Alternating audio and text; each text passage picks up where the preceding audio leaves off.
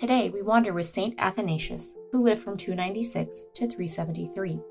Catholics honor Saint Athanasius on May 2nd. The 4th century bishop is known as the Father of Orthodoxy for his absolute dedication to the doctrine of Christ's divinity.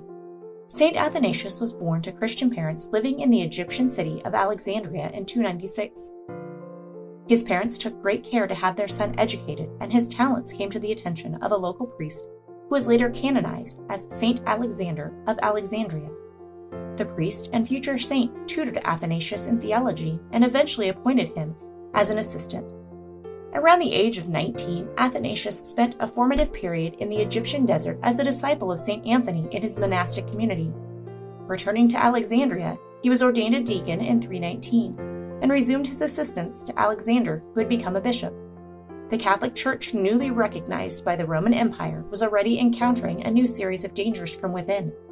The most serious threat to the 4th century church came from a priest named Arius, who taught that Jesus could not have existed eternally as God prior to his historical incarnation as a man.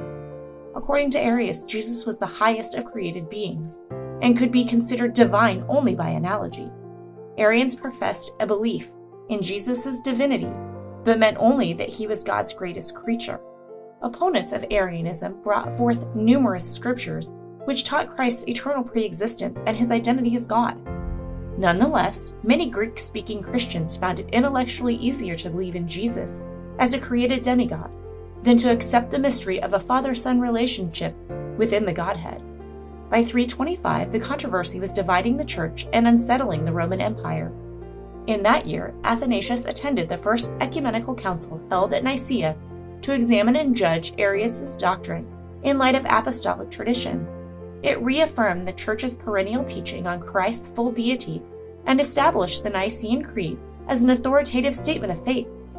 The remainder of Athanasius' life was a constant struggle to uphold the Council's teaching about Christ. Near the end of St. Alexander's life, he insisted that Athanasius succeed him as the Bishop of Alexandria. Athanasius took on the position just as the Emperor Constantine, despite having convoked the Council of Nicaea, decided to relax its condemnation of Arius and his supporters. Athanasius continually refused to admit Arius to communion, however, despite the urgings of the emperor. A number of Arians spent the next several decades attempting to manipulate bishops, emperors, and popes to move against Athanasius, particularly through the use of false accusations. Athanasius was accused of theft, murder, assault, and even of causing a famine by interfering with food shipments. Arius became ill and died gruesomely in 336, but his heresy continued to live. Under the rule of the 3 emperors that followed Constantine, and particularly under the rule of the strong Arian Constantius, Athanasius was driven into exile at least 5 times for insisting on the Nicene Creed as the Church's authoritative rule of faith. Athanasius received the support of several popes and spent a portion of his exile in Rome.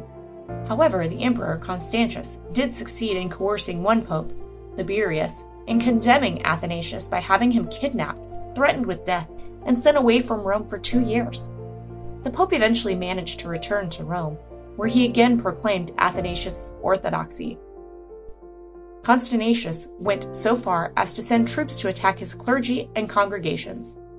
Neither these measures nor direct attempts to assassinate the bishop succeeded in silencing him. However, they frequently made it difficult for him to remain in his diocese.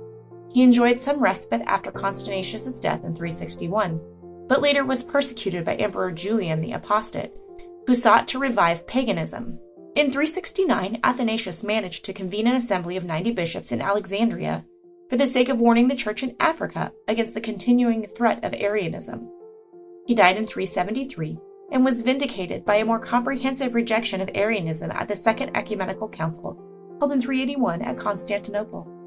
St. Gregory Nazianzen, who presided over part of that council, described St. Athanasius as the true pillar of the Church, whose life and conduct were the rule of bishops and his doctrine the rule of the Orthodox faith.